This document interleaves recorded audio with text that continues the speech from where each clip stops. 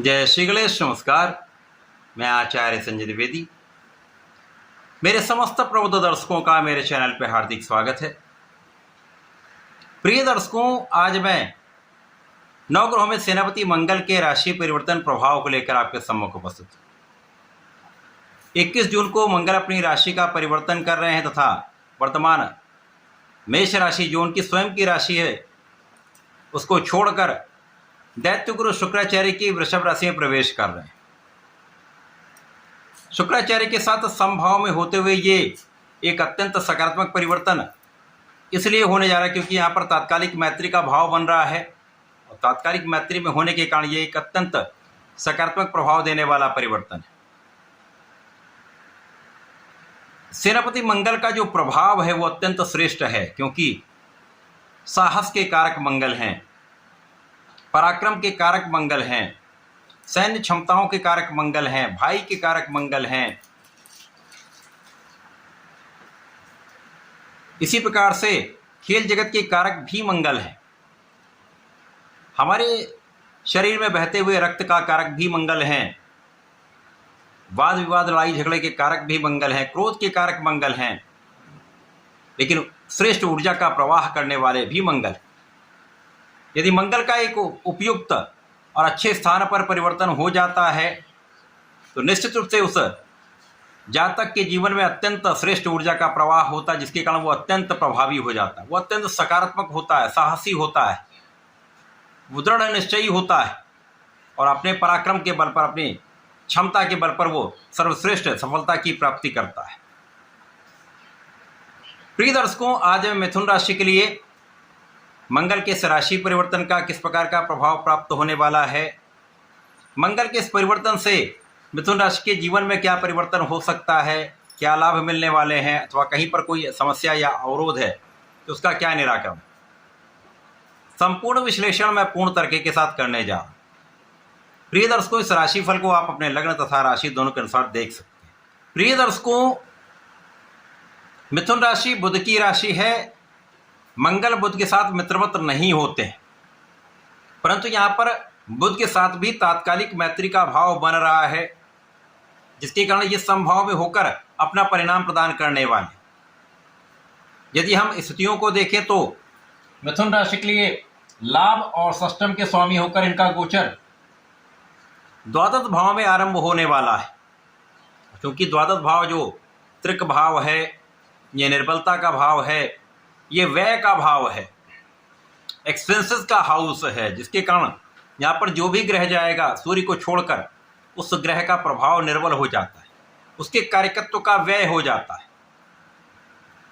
परंतु यहाँ पर यदि हम स्थितियों का अवलोकन करें तो मंगल यहाँ पर त्रिक भाव में तो अवश्य हैं और यहाँ पर तात्कालिक मांगलिक दोष भी बनाएंगे, परंतु यहाँ पर ये विपरीत राजयोग में भी हैं, जिसके कारण विपरीत परिस्थितियों में भी आपको कुछ विशेष तथा बड़े लाभ अवश्य ही प्राप्त होते हैं। मंगल के इस परिवर्तन से जो लाभ भाव के स्वामी हैं, आपके कार्य क्षेत्र में कुछ विशेष प्रभाव प्राप्त होने वाला है।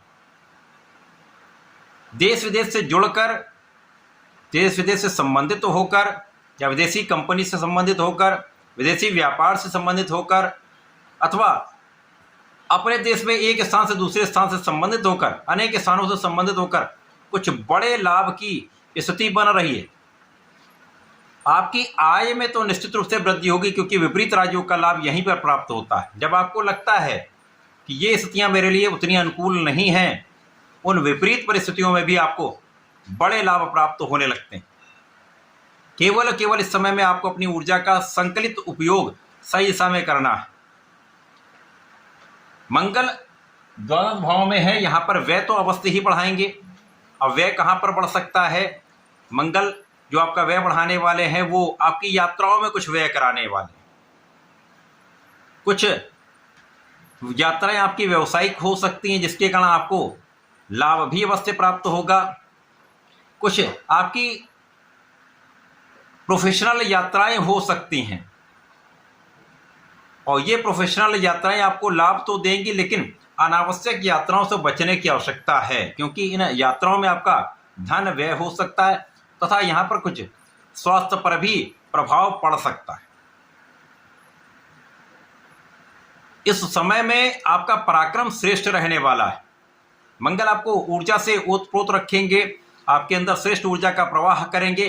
केवल इस ऊर्जा को सही दिशा में उपयोग करना आपको आना चाहिए। अब बुध बुद्धि के ही कारक हैं, मिथुन राशि के स्वामी ही बुध हैं। श्रेष्ठ ऊर्जा का प्रवाह भी है और बुद्धि का पूर्ण लाभ भी आपके पास है। तो इस समय में यदि आप अपने बुद्धि बल का उपयोग करते हैं तो आप अपने ऊर्जा का सही दिशा में उपयोग कर पाएंगे, यहां पर कोई संदेह नहीं। और इस समय में